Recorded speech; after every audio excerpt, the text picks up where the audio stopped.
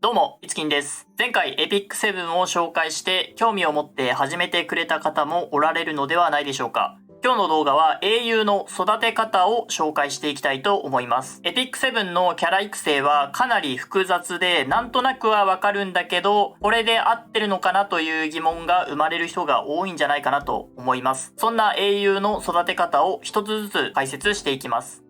まず、キャラ育成に関する項目ですが、いくつかあります。英雄レベル、レアリティ、刻印、覚醒、スキル強化、古代遺物、専用装備、装備強化。基本の項目だけでこれだけあります。かなり多いと思います。一部英雄には他の強化方法もあるんですが、そちらは後ほど解説していきます。まず、英雄レベルですが、その他のゲームでもあるレベルと同じと考えて OK です。レアリティの ×10 までレベルを上げることができます。序盤のうちはレベル50まで、最終的にはレベル60で使うのが基本となります。二つ目はレアリティ。レア度も他のゲームと同じですが、英雄レベルに関わってくることと、エピック7では星3英雄も星6までレアリティアップすれば、上段抜きで強くなります。特に空気になりがちなソシャゲ主人公、本作であればラスなんですが、トップクラスのキャラの一人になっています。三つ目は刻印。聞き慣れない単語ですが、俗に言う凸に当たります。凸による影響は、個人的には他ゲーに比べてかなり少ないと感じてます。初期レアリティや制約、月影関係なく、同じ名前の英雄であれば、凸をすることができます。続いては覚醒です。1段階から6段階の覚醒が可能で、3段階目にはスキル強化が入ります。覚醒するには、別途曜日ダンジョンである精霊の祭壇で入手できるルーンが必要になります。序盤のうちは3段階から4段階目まで、ルーン集めに余裕ができてきたら、よく使う英雄は6段階目まで覚醒しましょう。続いてはスキル強化。一番大事な英雄育成項目です。スキル強化にはモラゴラというアイテムを使用しますが、このモラゴラ、特定のコンテンツのみでしか手に入りません。最近は配布量が増え、序盤でも100個以上手に入るんですが、初期星5の英雄のフル強化には、モラゴラを33個使うため、全然足りなくなってきます。それもそのはず、スキル強化は、基本フル強化前提で作られていません。英雄によってはスキルターンが減少するプラス3までの強化が多いことや、ヒーラーであればスキル1は強化しないという風に英雄によって途中で止めることが多いです。よくわからない初めのうちはスキルターン減少がついているスキルまで強化するようにしましょう。現在であれば成長の加護のシステムを使うことで、スキルの威力や回復量を見てから考えるのも有効的です。続いては古代遺物。英雄に装備できる特殊能力を持った装備になります。特殊能力以外にも単純に攻撃力と生命力が上がるので、最初はどれでもいいので装備させましょう。星3から星5まで全職業共通のものから職業が限られるものまで豊富にありますが、星3、星4でも強力な遺物はたくさんあるので、以前投稿した動画も参考までにご覧いただければと思います。続いては専用装備。こちらも古代遺物と似た特殊能力を持った装備になります。随時実装中の段階で未実装の英雄も多くいる状態となっています。専用装備は試練の殿堂を攻略することで、3種類の中からランダムで交換することができます。試練の殿堂自体はかなり難易度が高いため、序盤は入手できる個数が限られてくると思います。はじめのうちはワイバーン討伐に必要なアンジェリカとフューリオスの2人の専用装備を交換するようにしましょう。アンジェリカは3つ目の専用装備、フューリオスは2つ目の専用装備を交換できれば理想的です。最後に装備強化。このゲーム最大の泥沼要素であり、非常に魅力的な部分となっています。英雄には武器や防具を最大で6箇所装備することができ、メインオプションが固定されている左側の装備、メインオプションが自分で選べる右側の装備に分かれています。さらには各装備、サブオプションというのもありまして、装備のレアリティによってサブオプションの数が変わってきます。どういった装備が強いのか、どのように強化するのかは次回の動画で解説したいと思います。よくあるゲームと違うのが、この装備強化。英雄自体を最大強化した時の性能は全プレイヤー共通ですが、この装備の厳選によって自分だけの英雄を作ることができます。はじめのうちはサブオプションの厳選作業は非常に難しいので、右側のオプションを強いものにするように目指してみてください。簡単に説明すると、プリーストやナイトであれば、メインオプションが生命力パーセントとなっているもの。アタッカーであればクリティカルダメージの首飾りや攻撃力パーセントの指輪が強くなります。中には攻撃力の指輪をつけるより生命力の指輪をつける方が適性がある英雄もいます。英雄のスキル説明によって変わるので、スキルにも注目してみましょう。それでは基本項目以外で英雄を強化するクラスチェンジを紹介します。クラスチェンジは獲得時星3の英雄の救済措置として実装されたシステムで、ステータスの底上げ、スキルの強化、スキルアニメーションの追加が行われます。クラスチェンジをすることで星5英雄と並び立つ性能になります。クラスチェンジの対象はロビーの英雄メニューから獲得をタップすると確認することができます。クラスチェンジのおすすめは主人公のラス、そして光属性のドリス、この2人がおすすめです。私のメインアカウントでも今も対応しているぐらい優秀な性能をしています。深淵攻略をする人は闇属性のロリーナがおすすめです。単体攻撃に強く HP が多い敵に対して大ダメージを与えることができます。クラスチェンジクエスト開始ができれば提示されたクエストを行うだけでクラスチェンジすることができます。なお、クラスチェンジ後の強化については、キャラの属性と同じルーンを使用することになります。レアルーンが410個、エピックルーンが40個必要になるので、かなり大変です。特にエピックルーンは非常に集めづらいので、月1開催されるドロップ増加キャンペーンの時に集めてしまいましょう。また、各英雄の推奨コンテンツに関してもゲーム内に書いてあるので、自分が攻略したいコンテンツに合わせてクラスチェンジをしていきましょう。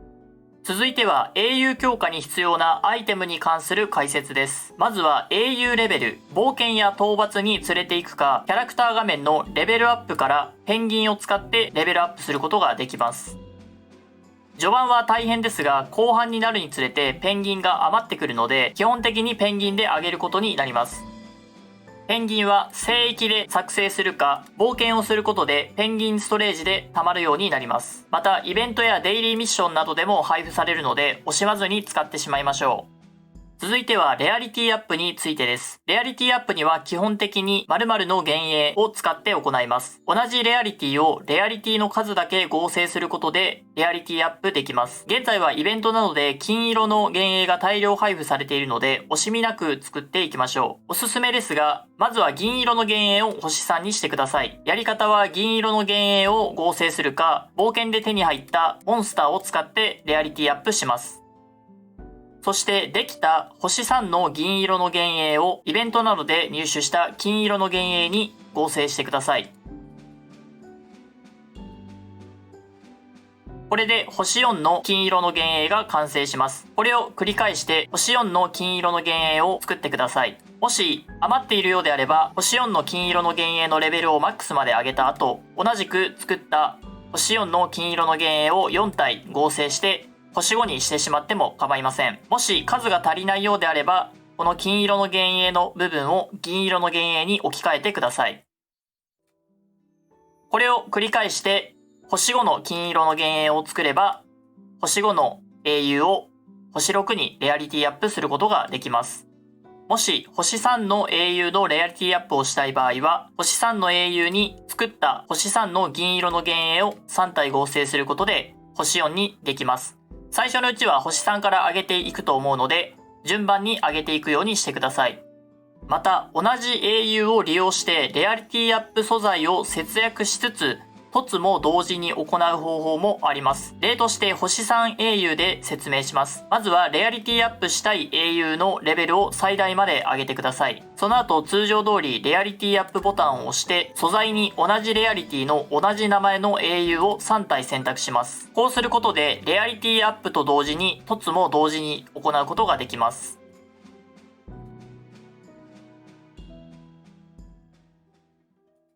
この方法は特に星5英雄で素材の節約が大きいので、星5英雄をレアリティアップするときは同じ名前の英雄を持っていないかよく確認してください。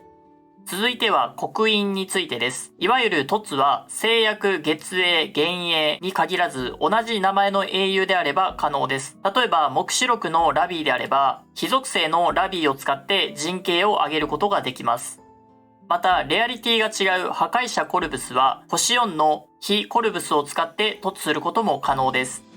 また、刻印にはミッションが用意されていて、ロビー画面からミッションのメニューを開いた後、記憶の木管理員というところを選択すると、人形効果スキルランクを SSS にするというミッションが存在します。こちらはレアリティに関わらず、刻印を SSS まで規定人数上げることで制約のしおりが大量にもらえます。ミッションは30回分用意されているので、使わない星3英雄も売らずに先に凸をしてから売るようにしてください。続いては覚醒についてです。覚醒にはルーンと特殊素材の2つのアイテムが必要です。ルーンは精霊の祭壇で入手可能ですが、エピックルーンはドロップ率が非常に悪いので、月1開催されるキャンペーンで獲得量が2倍になっている時に多めに集めておくようにしましょう。特殊素材については、冒険のドロップや各マップの交換所、イベントなどで入手することができます。ドロップ率は悪くはないんですが、とにかく数が要求されるので、意識的に集めないと足りなくなります。こちらも月1のキャンペーンで、貢献値が 1.5 倍になる時を狙って冒険を周回しましょう。続いてはスキル強化に関してですが、スキル強化に必要なアイテムは特殊素材とモラゴラの2種類になります。モラゴラはログインボーナス、コンテンツの報酬、ロビーの各ショップなどで入手可能です。特にロビーから行ける各ショップは定期的に交換できるので、今回詳しく紹介します。まずはギルド。ギルドに加入することで利用できるメンバーショップのショップから交換することができます。週1回手に入るので忘れないように交換しましょう。続いては伝承石ショップ。ロビーからショップを開くと伝承石のショップを確認することができます。こちらから各種アイテムと交換できます。モラゴラは週2個まで交換できるので、銀の伝承石はモラゴラのために使いましょう。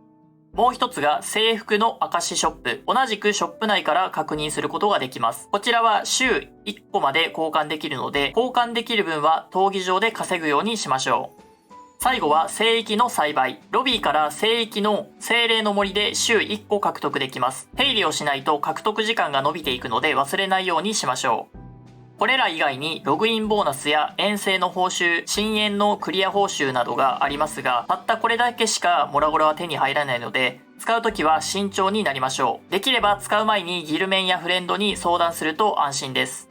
続いては古代遺物や装備の強化です。遺物や装備の強化には強小石が必要になってきます。よくどうやって強小石を稼げば良いですかという質問を受けるんですが、決まってドロップする場所もなく、基本的にはコンテンツの報酬やウェブイベントの報酬でもらえるものを貯めていくか、装備であればいらない装備を強化素材として使ってください。古代遺物に関しては星3以上の遺物を強化素材として使うのはお勧めしません。古代遺物は星3でも売れば粉塵に変換することができるので、必ず星3以上は売却するようにしてください。また、迷宮の風知ショップに販売されていることがあります。毎日1回、どこでも良いので、迷宮に入ります。その後、固定の位置まで移動します。一番最初の迷宮であれば、こちらに飛びます。その後、下に進むと、フーチェがいます。こちらのフーチェショップで売っている場合は、購入をしていくと、案外溜まっていきます。強小石はゲームをやればやるほど余裕が出てくるので、根気よく続けるのが一番の近道です。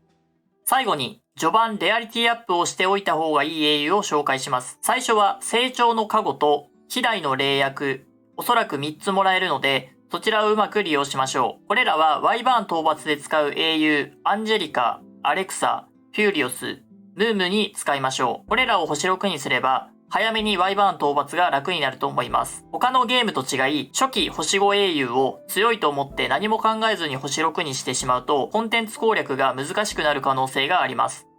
対人であれば、ラスやノリス、クルリなどがおすすめです。